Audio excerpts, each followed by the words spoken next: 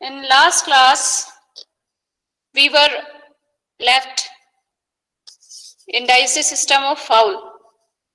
So it was not completed at that time.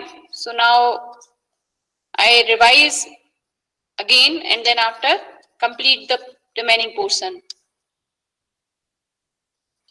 Now you see here the different part of the digestive system in case of fowl. There are quite variation in digestive system of fowl other than mammal. You must identify all the part of the digestive system because they are asked in objective point of view as well as in practical examination. There will be spot, so we highlight or pin that particular part and I asked the different part of its component, right? So suppose you must be very much aware about morphology, location as well as structure. Suppose यहाँ ये structure है, हमने इसको tag कर दिया है या pin लगाया हुआ है, then you must know that these are the CK. These are the CK. So I am revising all the things.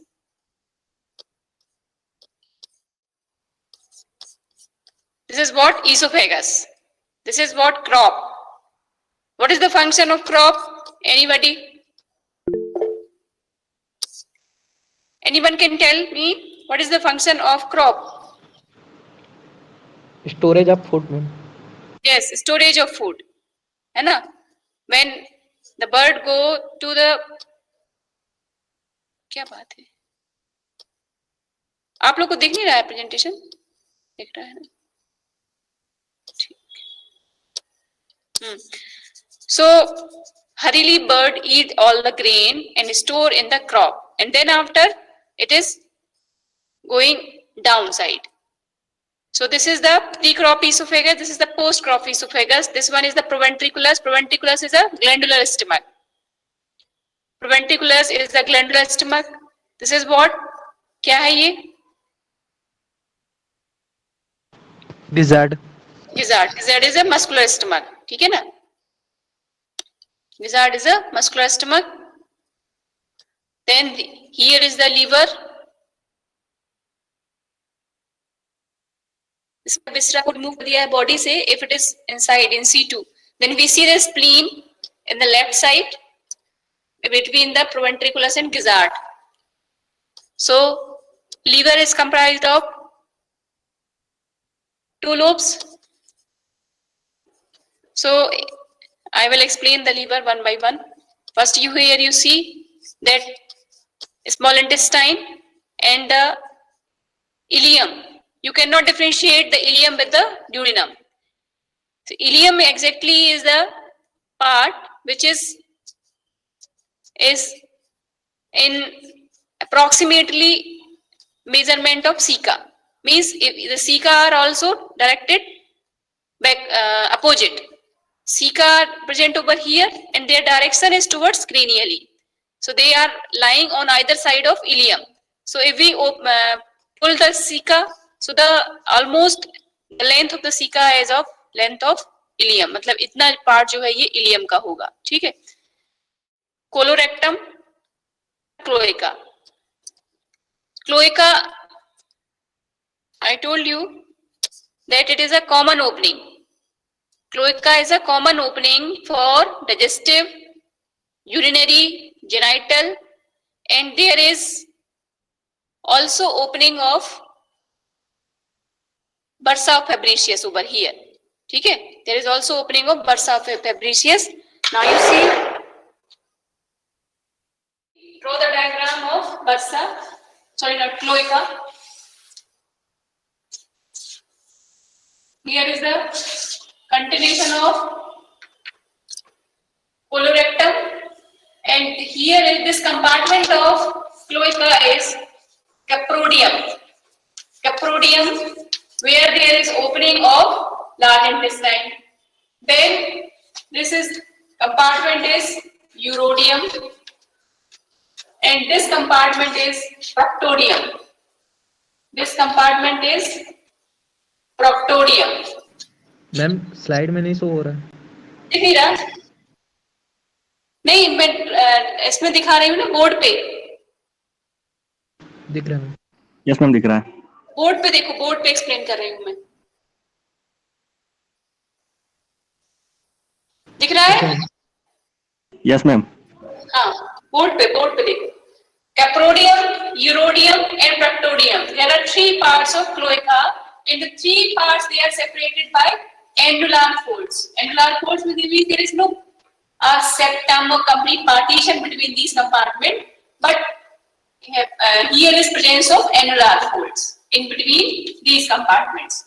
So here we see that here is the opening of urogenital. Some, for example, ureters. Ureters will also open over here. And vas deferens will also open over here. In case of male, vas deferens will open. And ureter will open in which compartment? Urodium. And in case of male, vagina is not a paired structure, it is a single structure. So vagina will also open in the urodium. ठीक है? Then let join कर रहे हैं. That at the dorsally, the proctodium, there is a structure connected to here, and this structure is called bursa of Fabricius. Bursa of Fabricius. Bursa of Fabricius connected through proctodium dorsally, and proctodium is communicated through exterior by vent. So this is the opening is called vent, and here is the presence of bursa. So what is the bursa? It is a lymphoid organ. ठीक है ना? Bursa of Fabricius is a lymphoid organ. जैसे हमारे में thymus का काम है, same. Bursa of Fabricius is a lymphoid organ, and best developed in early life in case of birth. Means if we see that 10th week or up to 4 months, it is developed. And then after it regresses.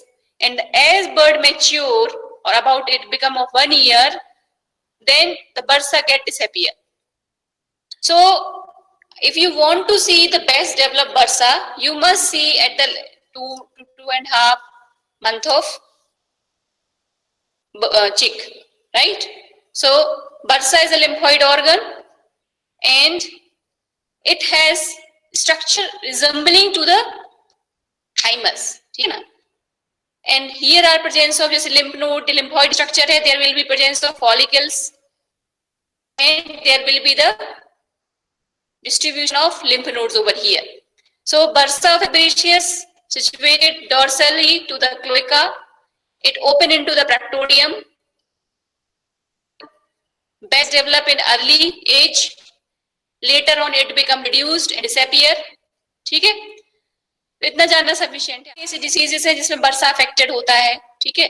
और it is also a site of examination, मतलब यहाँ से tissue लेके और diagnosis के काम में भी आएगा. ठीक है ना? से बाय विजुअलाइजिंग हिस्टोपैथोलॉजी. ठीक है? So bursa, I think you understand about it.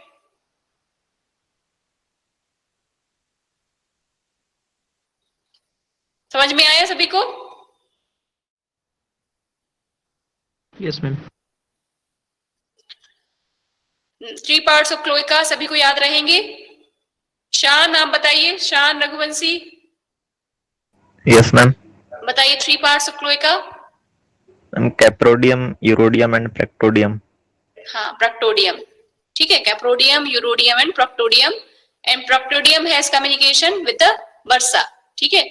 Dorsal to the proctodium there is bursa of Fabricius, right? Now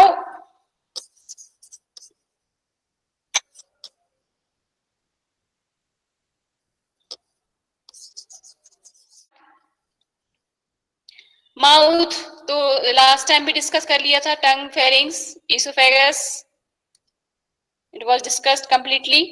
gizzard मैंने लास्ट टाइम भी आपको बताया था. What is koilin, koilin, koilin? Anyone को भी बताएगा कोइलिन क्या है? Ma'am inner layer of gizzard. inner layer of gizzard. Yes, inner thick layer of gizzard is choline. It can be peeled off, right? And it is greenish in color because of regurgitation of bile from duodenum to the muscular stomach. ठीक है? Then here you see the diagram, proventriculus and gizzard. This is the muscles. ठीक है ना? ये आप देख रहे हो, ये मसल, और here is also presence of muscle. ठीक है? Disc-like structure. It is a like biconvex disc-like structure. Gizzard is a biconvex disc-like structure. ठीक है? Central part is almost tendinous.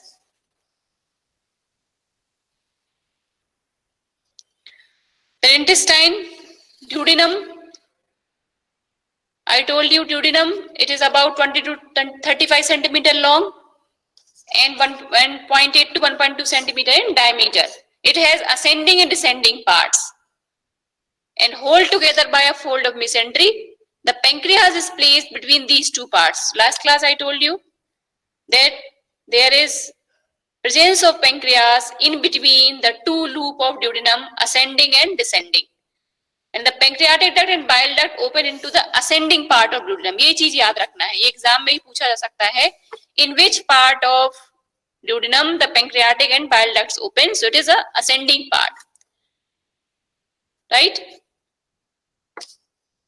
Diagram में देखेंगे. Here you see this one, ये और फिर ये. इसके बाद शुरू हो गया after duodenum, the jejunum has started. So here you see that there are two parts, ascending and descending. So in ascending part of duodenum there will be the opening of bile duct and pancreatic duct. ठीक है? अच्छा, bile duct to pancreatic duct इसमें किस type से है? If we see bile duct, so bile duct actually किसको बोलेंगे? Which are coming from the gallbladder. But in case of fowl, there are two lobes of the liver, right lobe and left lobe. So right lobe and left lobe, there are two lobes of liver. देखो liver लिखा है इसमें.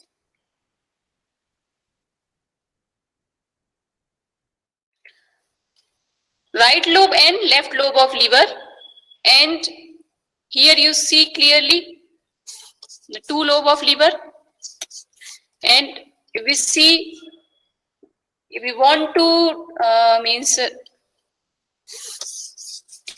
describe or distinguish between the right and left, so in the right lobe there will be presence of gallbladder. In the visceral surface there will be presence of gallbladder in the right lobe. ठीक है? And here is also the one fissure is present in this left lobe which divide this lobe into two part. ये क्या है? ये fissure है. ये अलग division हो जाएगा, ये अलग division हो जाएगा. Present in this lobe. ठीक है? And here is the presence of heart. So the apical part of liver enclose the heart. It is associated with the heart. Here is the presence of heart. ठीक है? So we see the liver. So the liver comprised of two separate lobes, left and right lobe, connected ventrally by a fold of peritoneum. Lobe are situated at floor of abdominal cavity. Right lobe has gallbladder. Then there are two ducts. One is the hepatocystic duct that will be coming from the right lobe, and hepatoenteric. Hepatoenteric क्यों बोला हुआ है? कि direct hepatic duct is opening in duodenum. And in right side, gallbladder is present. That is why we are saying hepatocystic, or we can say bile duct there. So here from the right lobe of liver, bile duct is coming, and from the left lobe of the liver, the hepatic duct is coming. And both are opening in the ascending limb of duodenum. ठीक है?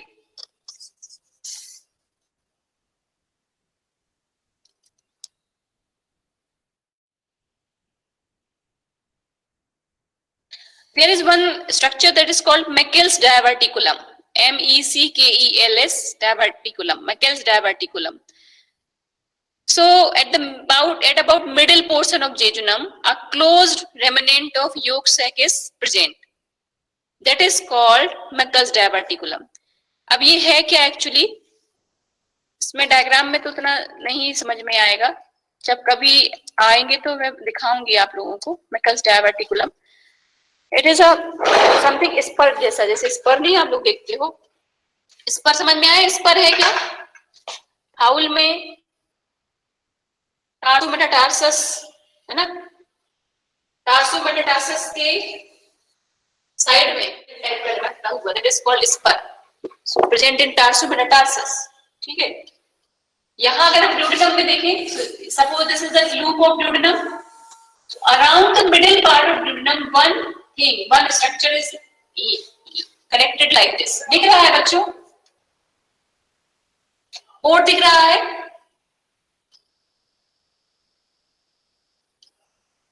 Port Yes, ma'am. दिख रहा है ना? हाँ, this is the loop of jejunum. This is the loop of jejunum, and loop of jejunum we see at one place of jejunum there is one thing, one structure is attached like this, ऐसा एक structure से जुड़ा हुआ मिलेगा, like जिस पर हमने उसमें बोला। ठीक है, this structure is called MECKES, Meckel's diverticulum. What is Meckel's diverticulum? It is remnant of yolk sac. Yolk sac is remnant of yolk sac. How? Actually, in embryonic life, the midgut. If we see the gut in embryonic life, so there is foregut FG, midgut, and hindgut. So midgut is connected with the yolk sac in embryonic life, and this yolk sac is quite large in case of bird. So actually this jejunum is connected, this midgut will, the part of yolk sac, the connection is actually lying at the level of this jejunum. So midgut बनाएगा ना intestine, तो midgut का ये जो part है, तो यहाँ पर ये चीज तो खत्म हो गई, yolk sac वाला part खत्म हो गया, and this here this connection is known as Meckel's diverticulum in adult. ठीक है, so that area is representing that from here it is connected with the yolk sac. ठीक, so at about middle portion of jejunum a closed remnant of yolk sac is present, that is called Meckel's diverticulum. हुआ है cavity, proventriculus और gizzard का cavity open किया हुआ है। Here you see, I told you that proventriculus the glandular stomach. So here will be actually, ये तो बहुत ज्यादा चमक गया है जो फोटो है। Here actually बहुत ही सुंदर दिखता है, proventriculus अंदर पेपिले मिलेंगे। ठीक है, and this one is gizzard where you see that grits are present. Seeds and greats मतलब पत्थर जैसे, छोटे छोटे पत्थर के टुकड़े जैसे मिलते हैं यहाँ इसके अंदर। अगर हम जब भी खोलेंगे गिजार्ड, पत्थर के छोटे छोटे टुकड़े और सीड्स मिलेंगे, because here is churning, grinding is take place over here. ठीक है, ये जो लाइनिंग अलग से दिख रही है, देखो ये मटेरियल, इसका कलर अलग दिख रहा है, ये कलर अलग दिख रहा है। This layer is of koilin, that keratin lining, that is horny material. Horny बोलते हैं केराटिनाइज चीज को, हॉर्नी बोला जाता है। ठीक है, so this is what koilin in gizzard. Then proventriculus gizzard हो गया, ड्यूडेनम जेजुनम हो गया। अब ileum, ileum is continuous with jejunum and is placed ventral to the rectum and cloaca. Ceca are two in number, left and right. They are connected with GI tract at junction between ileum and colorectum. ठीक है, मतलब diagram में बताया था ना that this origin of cecum, it denote that now ileum has completed its course, the last boundary of ileum. Then after there is starting of colorectum. ठीक है, so each cecum has three part, proximal, middle and distal. ठीक है, proximal, middle and distal, three part of cecum are present. और सबसे बड़ी बात यहाँ पर cecal tonsil है जो मैं बता रही हूँ अभी। The wall contain lymphoid tissue mostly at the proximal part. This lymphoid tissue is known as cecal tonsil. देखो कैसे,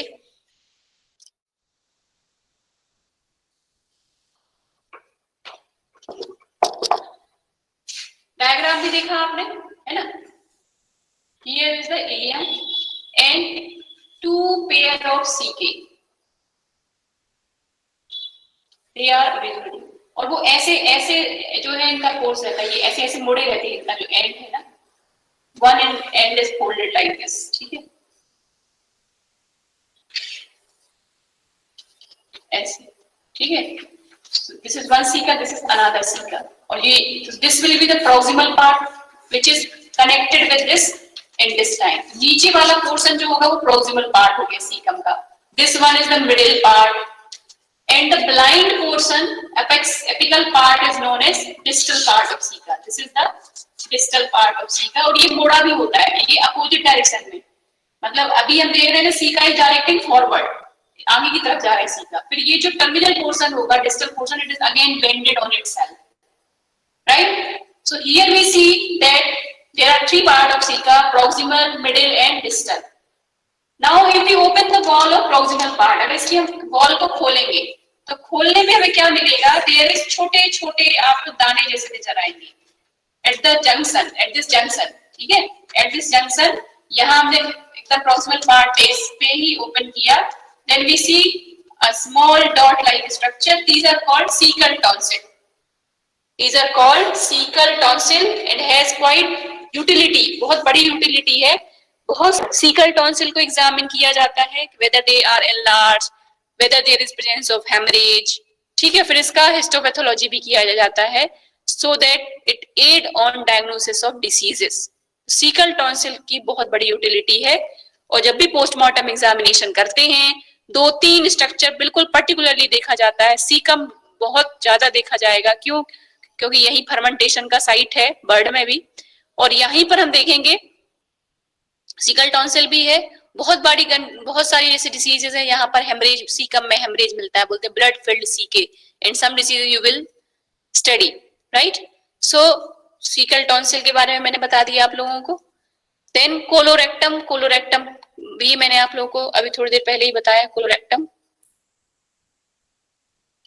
क्लोएका, 3 कंपार्टमेंट, कैप्रोडियम, यूरोडियम, ब्रैक्टोडियम, ठीक है ना. caudal end of colorectum expand to form the cloaca which lies in contact with caudal abdominal wall and opened outside through vent, ठीक. कैप्रोडियम, यूरोडियम, ब्रैक्टोडियम. Then bursa, I told you bursa well developed in immature birds situated at dorsal aspect of cloaca. The anus in the bird is called vent which is guarded by dorsal and ventral lips, ठीक है.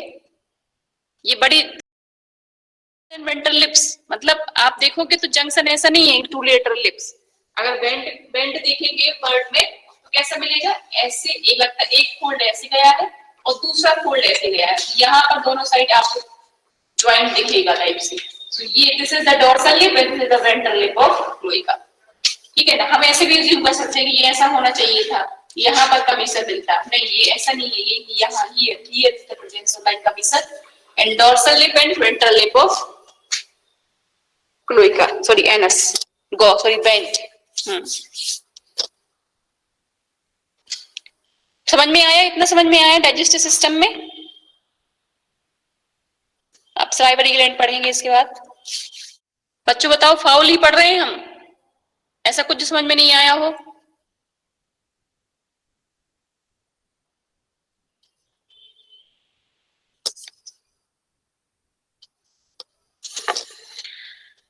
बलवंत आप बताइए. Balwant, Yes, ma'am. Balwant मेरी आवाज सुन रहे हो? हाँ. जी, ma'am. What is the remnant of yolk sac in case of bird? What is the remnant of yolk sac? What it is called? Remnant of yolk sac in bird is called as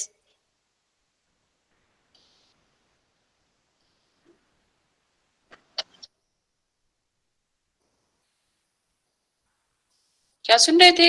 अभी attend नहीं कर रहे थे class मेरी? बलवंत कितना highlight करके मैंने बताया हुआ है. Yes, ma'am. Mercus diverticulum. हाँ, Mercus diverticulum. Meckel's diverticulum, R नहीं है उसमें, है ना. मैकल्स, हाँ, Meckel's diverticulum is the remnant of yolk sac in bird, ठीक है. सीकल टॉन्सिल, सीकल टॉन्सिल क्या है यदराम, कहाँ पर मिलेंगे sickle tonsil? Ma'am, it is present in proximal part of ceca and it was a lymphoid tonsils tissue. हाँ, lymphoid tissue, very good. Now the salivary gland in case of bird. So there are number of salivary glands in fowl. Some of the glands are maxillary, palatine, angular. ठीक है? Out of which maxillary and angular gland are monostomatic and other are polystomatic. ठीक है? बहुत सारी glands होती हैं bird में, छोटी छोटी बहुत सारी salivary gland होंगी, इसमें से maxillary और angular gland they are monostomatic, मतलब they have the single gland and rest are polystomatic. ठीक है?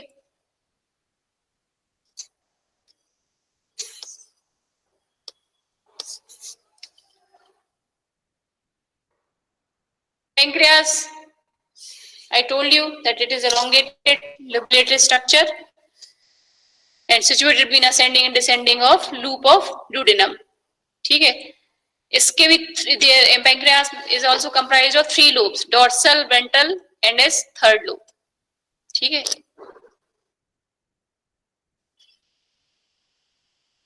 ये here you see the pancreas.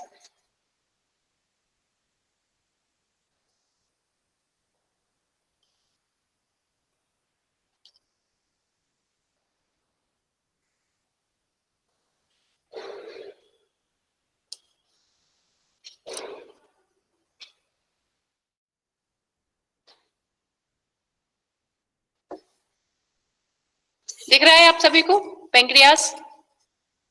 ये this is one is the pancreas, ये अंदर जो वेसल्स चलेंगी, ठीक है ना?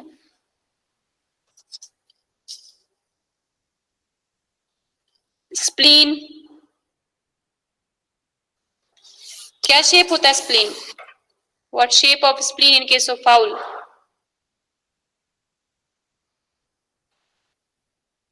क्या शेप बताया था? ओवल। ओवल, ग्लोब्यूलर, ठीक है? ग्लोब्यूलर भी बोल सकते हैं, ओवल भी बोल सकते हैं, फाउल स्प्लीन, ठीक है? नाउ आफ्टर दिस, अगर हम रेस्पिरेटरी सिस्टम की बात करें, रेस्पिरेटरी सिस्टम का कोई पीपीटी नहीं है इसमें मेरे पास। क्या जब रेस्पिरेटरी सिस्टम पढ़ रहे थे तब उस समय थोड़ा बहुत बताया था क्या फाउल का?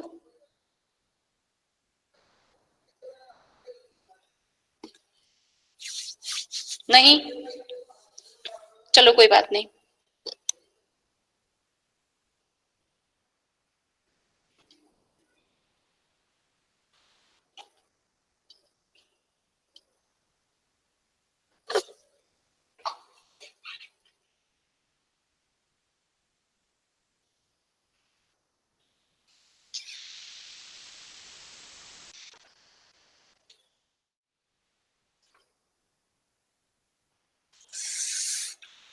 Respiratory system in case of fowl, here is the larynx, then trachea is comprised of complete tracheal rings.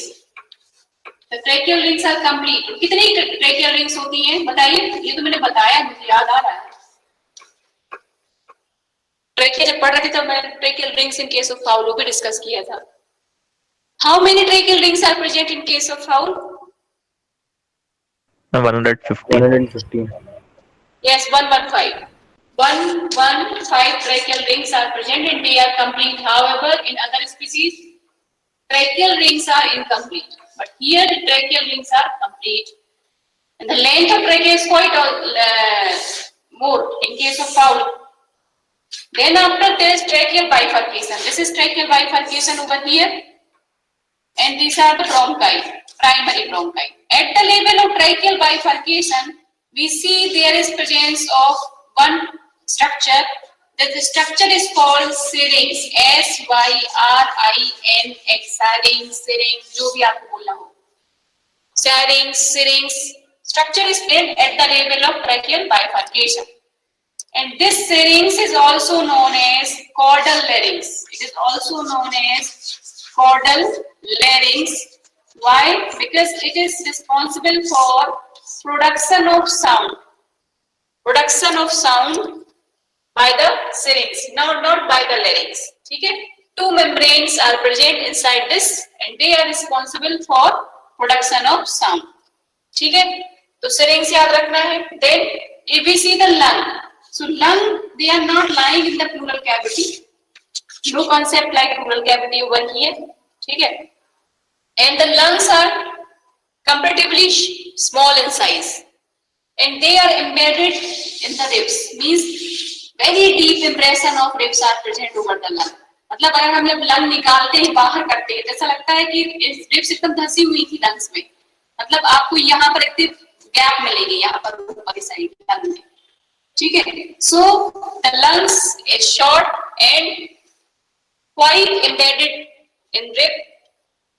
ठीक है, then I told you diaphragm is rudimentary over here. ठीक है, of air sac. Here we see 8 air sac.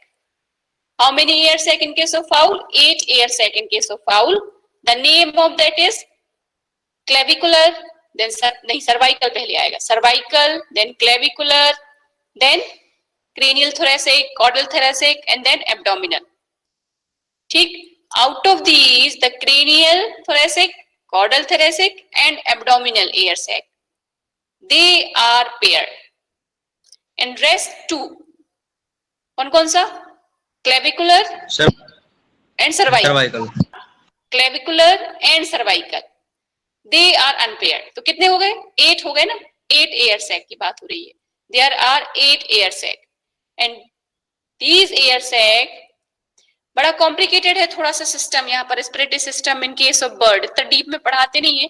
Primary bronchi, secondary bronchi, tertiary bronchi are present over here.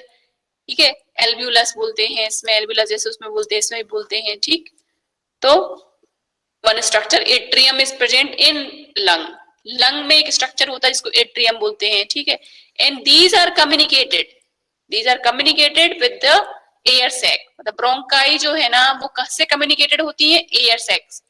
And air sac also extended to the bones, जिसको हम क्या बोलते हैं? Pneumatic bones बोलते हैं. Right, means air sac are continuous with the pneumatic bones also. ठीक है, इसको pneumatic foramen पढ़ा होगा है ना. So air sac are continuous with the pneumatic bone, right? So ये हमने पढ़ लिया. अच्छा, ओवरी ओविडक्ट मैडम ने पढ़ा दिया है फाउल का ना.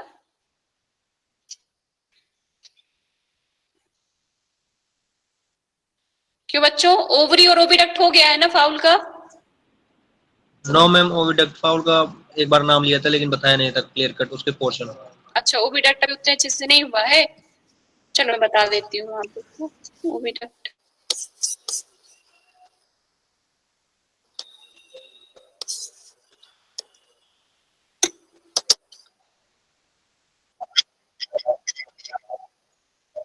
कल क्लास में हो गया है. हाँ, तो फिर ठीक है, फिर अच्छी, मतलब फिर बार बार एक चीज पढ़ाने का मतलब नहीं है, हम आगे बढ़े फिर, है ना. Overhead, no more time.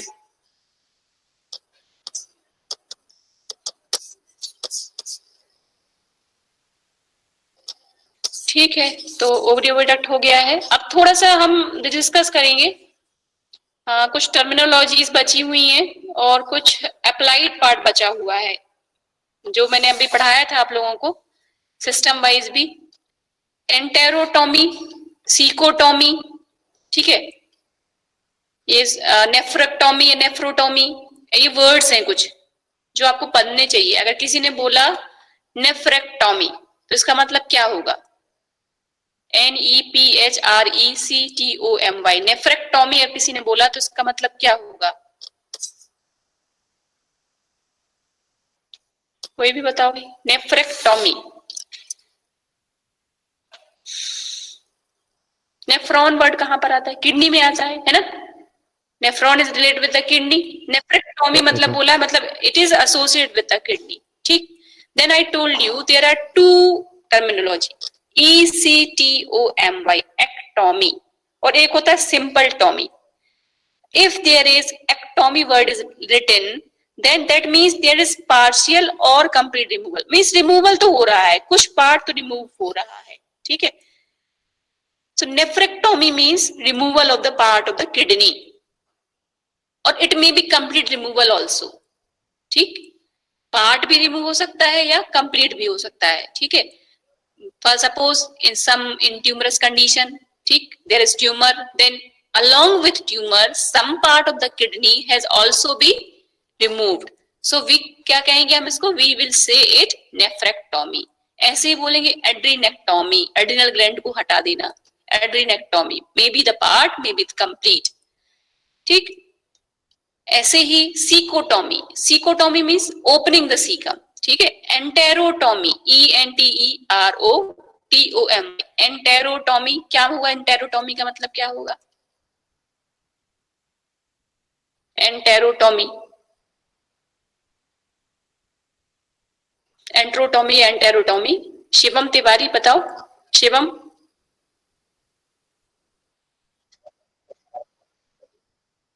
Opening the wall of the intestine. ठीक है, enterotomy is opening or making an incision over the wall of the intestine, that is enterotomy. अब enterectomy बोला मैंने, enterectomy. Then there is partial removal of the intestine, that is called enterectomy.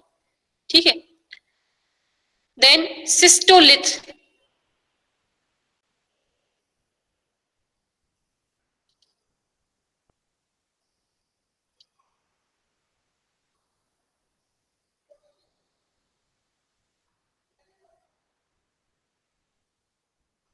सुना है, नेफ्रोलिथ,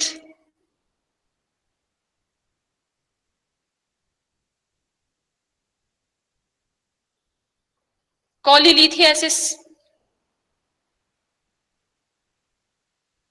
कोई भी term सुने हैं आप लोगों ने? No ma'am.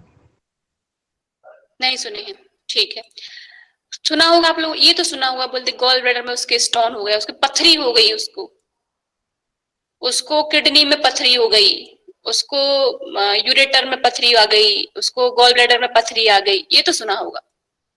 यूजुअली सुना है ना, सुना होगा ऐसा, मतलब कहीं न किसी रिश्तेदारों को या कहीं पर भी ऐसे सुनने में आया, क्योंकि बहुत थोड़ा कॉमन ही हो गया है ये प्रॉब्लम.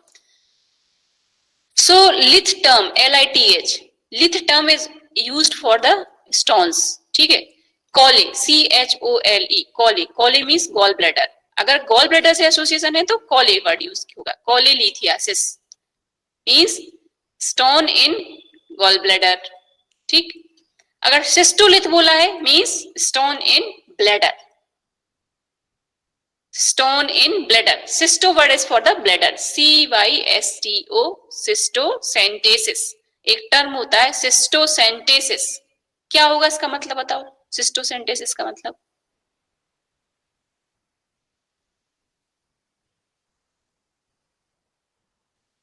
क्या हो सकता है इसका मतलब, सिस्टोसेंटेसिस?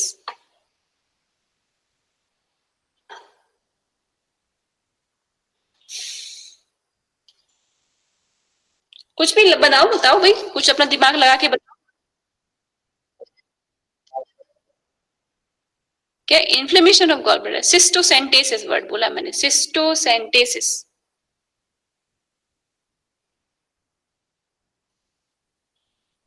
फ्लूइड का रिमूवल करना ब्लैडर्स. बिल्कुल सही जानवी, सही बोला आपने. It is the aspiration of fluid from the bladder, cystocentesis. ऐसे ही हमने क्या पढ़ा था, पेरिकार्डियोसेंटेसिस पढ़ा था, थोरैकोसेंटेसिस पढ़ा था, र्यूमिनोसेंटेसिस भी होता है, र्यूमिन का फ्लूइड निकालते हैं, उसका जो र्यूमिनल कड के एग्जामिनेशन के लिए rumenocentesis term is used. Cystocentesis term is for the removal of fluid from the bladder, that is called cystocentesis. Cystocentesis और कैथेटराइजेशन में अंतर है. कैथेटराइजेशन किया तो वो तो डायरेक्ट जो कैथेटर है वो कहाँ चला गया, ब्लैडर से. कैथेटराइजेशन टर्म तो सुना होगा आप लोगों ने, सुना है कि नहीं? No ma'am. नहीं सुना. जैसे कैथेटराइजेशन या कैथेटर का मतलब क्या है, देखो, जो for urination, when the bladder get full, the stretch receptor get stretched. and they give message that empty the bladder, it is full now. So the person go for urination, right? Now what catheter is doing? Catheter कई जगह use हो सकता है, मतलब कई सारी जगह. अगर हम यहाँ पर हम यूरिनरी सिस्टम की बात करें या ब्लैडर की बात करें, तो यूजुअली आप लोगों ने देखा होगा, हॉस्पिटल में देखा होगा कि कैथेटर डला हुआ है, वो थैली लटकी हुई है, यूरिन जो बैग होते हैं वहां यूरिन कलेक्ट होती जा रही है. ठीक है. सो कैथेटराइजेशन मींस आपने नेचुरल ओपनिंग यूरेथ्रा से और यूरिनरी ब्लैडर को तक कनेक्ट करते हुए एक ट्यूब डाल दिया. ठीक है. तो दैट इज कैथेटराइजेशन. लेकिन जो सिस्टोसेंटेसिस है उसमें क्या कर रहे हैं हम? सिस्टोसेंटेसिस में आप बाहर से नीडल प्रिक कर रहे हो, किसमें? ब्लैडर पे प्रिक कर रहे हो. ठीक है. और फिर सिरिंज के through the syringe you are removing the urine. That is cystocentesis. समझ में आ रही मेरी बात? सिस्टोसेंटेसिस समझ में आया आपको? कैथेटराइजेशन वर्ड समझ में आया आपको? लिथ, नेफ्रोलिथ means stones in the kidney. Cystolith, stones in the urinary bladder. ठीक है. Then ureterolith, stones in the ureter. ठीक. So this इस टाइप से जो है चीजें यूज की जाती हैं. और आप बहुत सारे टर्मिनोलॉजी पढ़ोगे, आगे डिसीजेस पढ़ोगे सारे ऑर्गन्स की. इधर में थोड़ा थोड़ा एक्सपोजर हम आप लोगों को देंगे. ठीक है. अब अगर एनिमल खड़ा है, सिजेरियन सेक्शन कर रहे हैं, इसका ऑपरेशन होना है एनिमल का. ठीक है. तो यूट्रस, सिजेरियन सेक्शन में क्या होता है? Caesarean section in this you open the wall of the uterus, you open the wall of the uterus and you take out the fetus and placenta, and then after you again suture the wall of the uterus. Uterus का wall को suture करोगे, फिर जहां abdominal cavity से approach किया ना आपने, तो उसको भी अप्रोच उसको suture करोगे. तो यूट्रस को अप्रोच करना है तो किधर हमने इंसिजन देना पड़ेगा या हमें कैसे अप्रोच करना पड़ेगा? इसके लिए भी मेथोडोलॉजी है, इसके लिए भी एनिमल, देखो एनिमल का केस हम डील कर रहे हैं, हम ह्यूमन नहीं डील कर रहे हैं, हम एनिमल डील कर रहे हैं. ठीक है. तो एनिमल जब हम डील कर रहे हैं then there will be differences. Dog को डील करेंगे तो अलग चीज हो गई, because dog is comparatively sophisticated animal. फिर अगर हमने कैटल और बफेलो को डील कर रहे हैं then it is quite rough, मतलब इनका जो मैनेजमेंट है वो काफी क्रूड है, एकदम बहुत ही सोफिस्टिकेशन नहीं है. So what we have to do for cesarean section? Usually we perform the surgery in standing condition also in lying condition. ठीक है. तो कैसे करते हैं या कैसे कहाँ अप्रोच करेंगे? ठीक. सबसे पहला जो है भाई, कुछ भी आपने कट लगाना है then first priority is anaesthesia. तो एपिड्यूरल एनेस्थीसिया का नाम सुना है? Epidural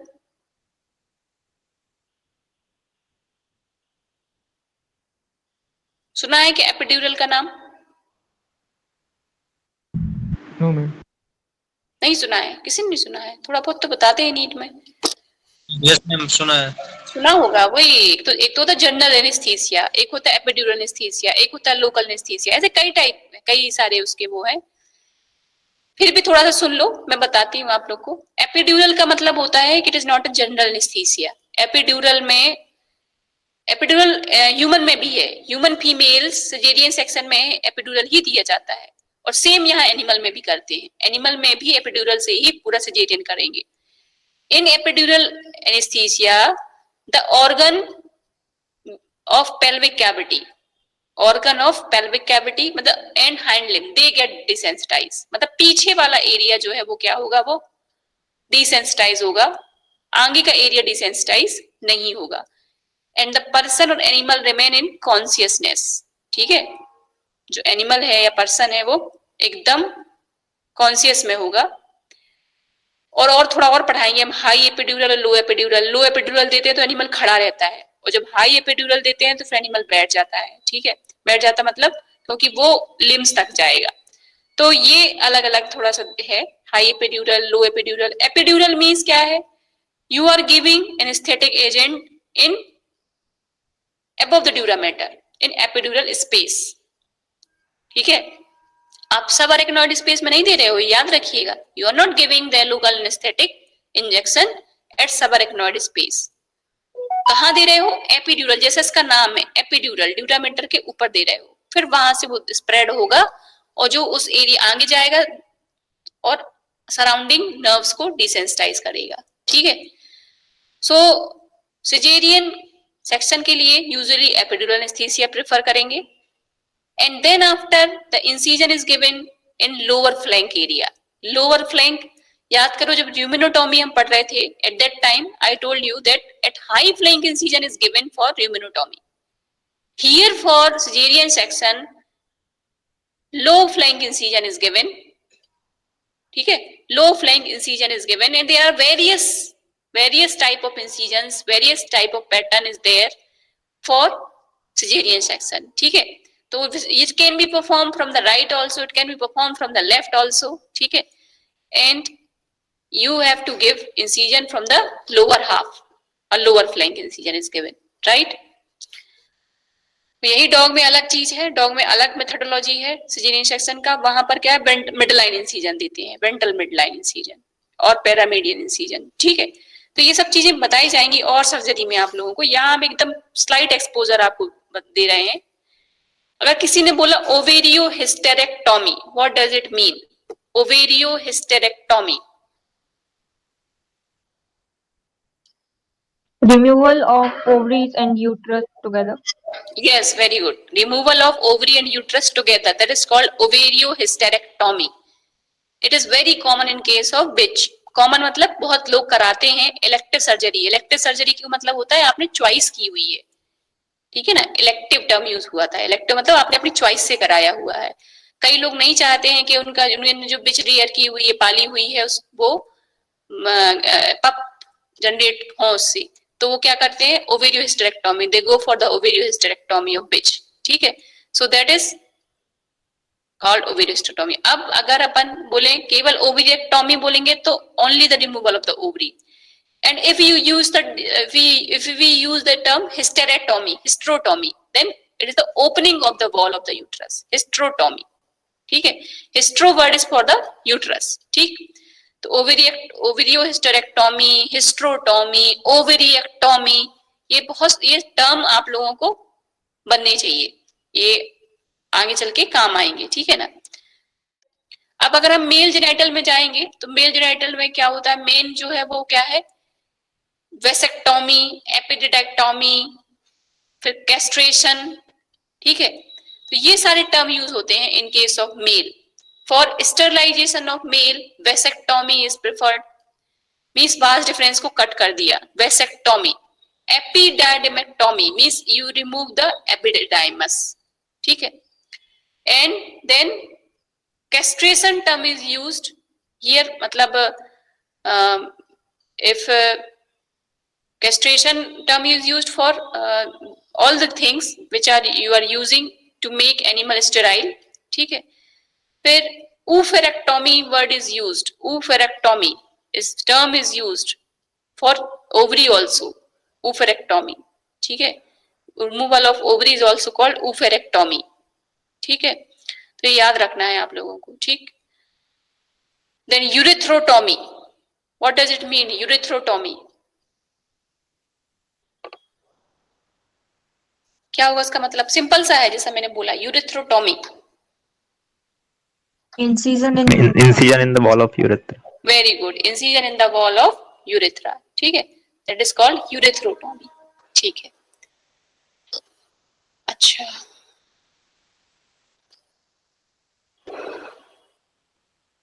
Now catheterization in case of male अगर हम देखें. ठीक है, so in case of ox the catheterization is difficult as compared to dog.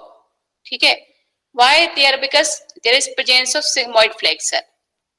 Because of presence of sigmoid flexure, the catheterization in bull is difficult as compared to dog. तो dog में catheterization बहुत common है, करते हैं.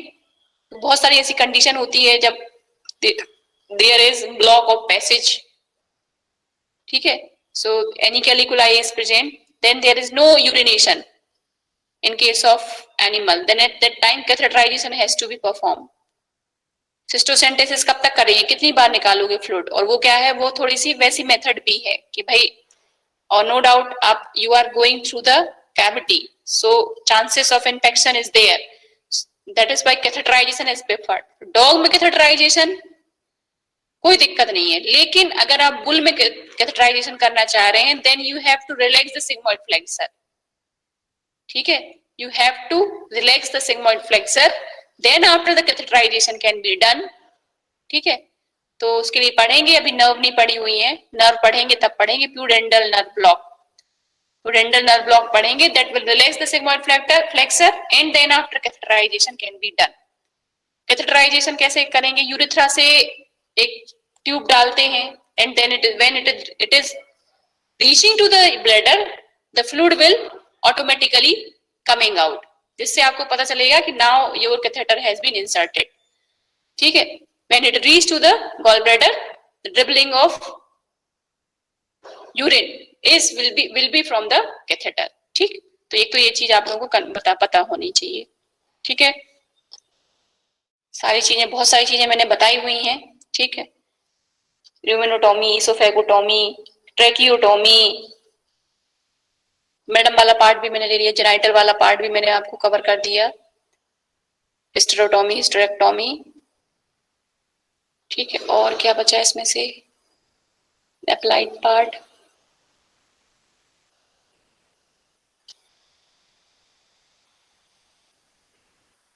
Urogenital system,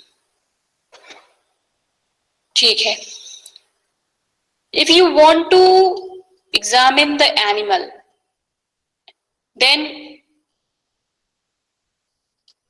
examine the animal in the sense diagnosis of pregnancy has to be performed, ठीक है। So up to what level you are going to insert your hand, मतलब आपको यूट्रस किस लेवल पे मिलने वाला है इन इनिशियल स्टेजेस। यूट्रस का अच्छा ये बताओ, पहले टोपोग्राफी बताओ यूट्रस का। In case of cow, what is the topography of uterus, किधर मिलेगा uterus?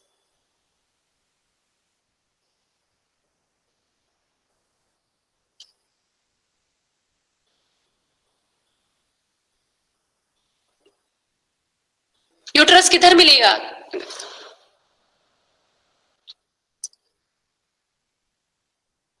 What is the position of ovary in case of cow? Position of ovary in case of cow.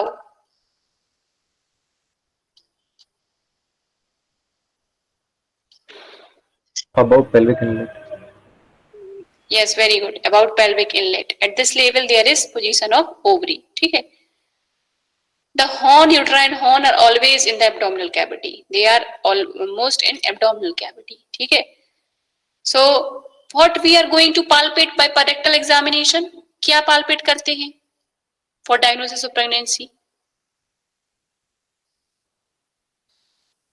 क्या करेंगे palpate?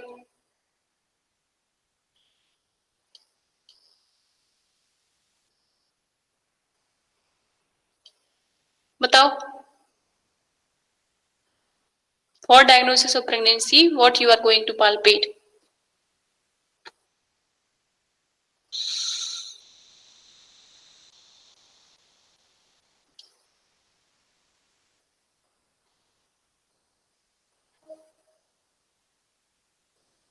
कोई नहीं बता रहा, कैसे कंफर्म करेंगे कि हाँ मिडिल यूट्राइन आर्टरी तो बहुत बाद में करते हैं, जिसमें फ्रेमिटस जो बोलते हैं ना, उसमें फ्रेमिटस बोलते हैं उसको, मतलब मिडिल यूट्राइन आर्टरी में मतलब इतना तेज ब्लड वेसल, मतलब ब्लड का फ्लो होता है कि जैसे आप जब पानी का पाइप पकड़ते हो ना हाथ में, तो पानी का मूवमेंट आपको परसीव करते आता है समझ में कि हाँ पानी सटक से गुजर रहा है। सो likewise in middle uterine artery there will be fremitus in advanced stage, later stage, last trimester में मिल पाएगा इतना, फर्स्ट टू ट्राइमेस्टर में कैसे मिल पाएगा। उसके अलावा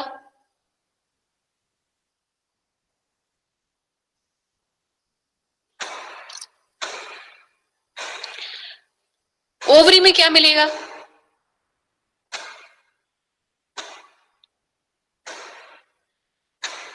What structure will be present in ovary during pregnancy? Corpus luteum.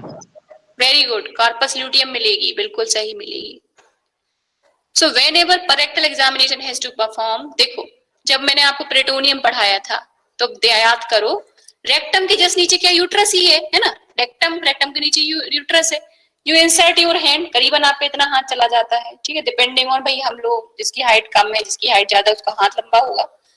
तो आप you inserting your hand and you all the fecal material you remove and then after you try to palpate by your hand, ठीक है। तो in this you compare the both the horn, दोनों horn को palpate करते हैं और करते ही हैं तब तो मतलब सब कुछ आता है समझ में, बट अभी जब आप लोग एक्सपर्टीज हो जाओगे, मतलब आप लोग जब देखोगे तो बहुत अच्छे समझ में आने लगती है चीजें। तो you palpate both the horn, दोनों हॉर्न पालपेट करोगे तो समझ में आएगा कि एक हॉर्न साइज बड़ा है, एक हॉर्न का साइज छोटा है। फिर उसके बाद आप पालपेट करते हैं ओवरीज को, दोनों साइड की ओवरीज को, ठीक है। तो ओवरी में कार्पस लुटियम होगा, जब आप पूरा थंब उसके ओवरी के ऊपर रन करते हैं then you will feel some elevated structure, ठीक। So if corpus luteum is present and if there is enlargement of that horn then it is the confirmation of pregnancy, ठीक है। So this is how pregnancy diagnosis is done in case of cow by rectal examination, ठीक। तो ovary और uterus दोनों को examine किया जाता है, जिस साइड कॉर्पस लुटियम है उसको भी, जिस साइड कॉर्पस लुटियम नहीं है उसको भी।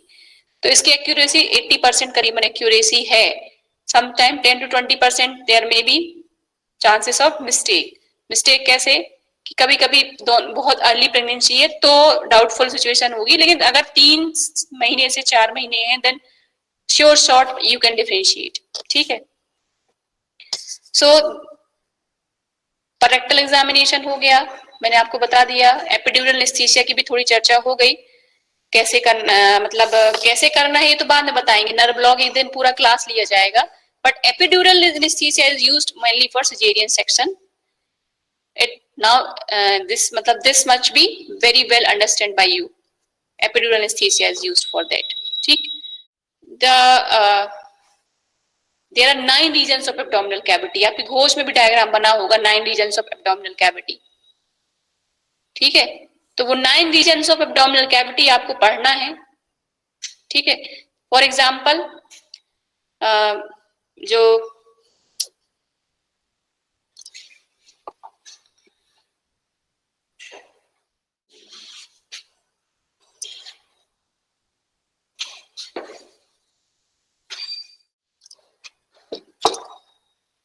you see in your book there is one diagram, ठीक है ना, उसमें बुक में भी बना हुआ diagram 9 regions of abdominal cavity दिखाया हुआ है बुक में भी।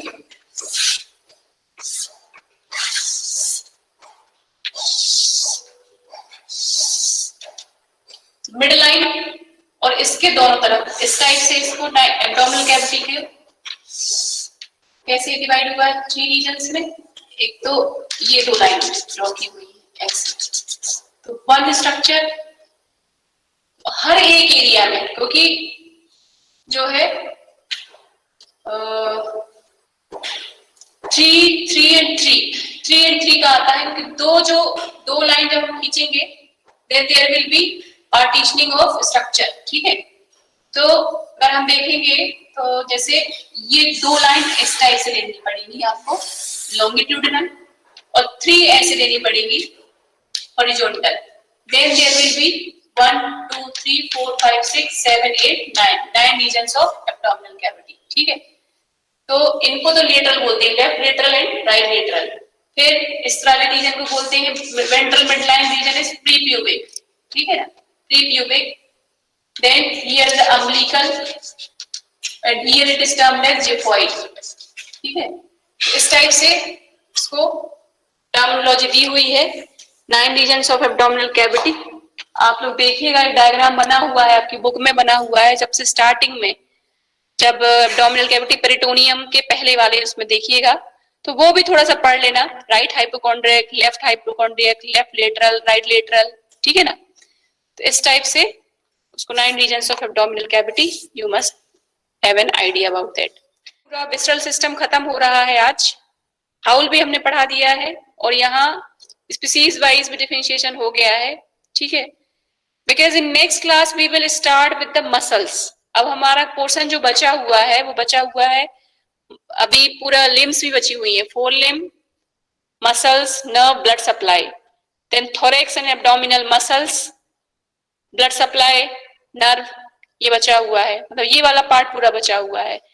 तो अब ऐसे ही मैं अभी जब क्लास लूंगी तो आपको सबसे पहले थोरेक्स का स्टार्ट करेंगे.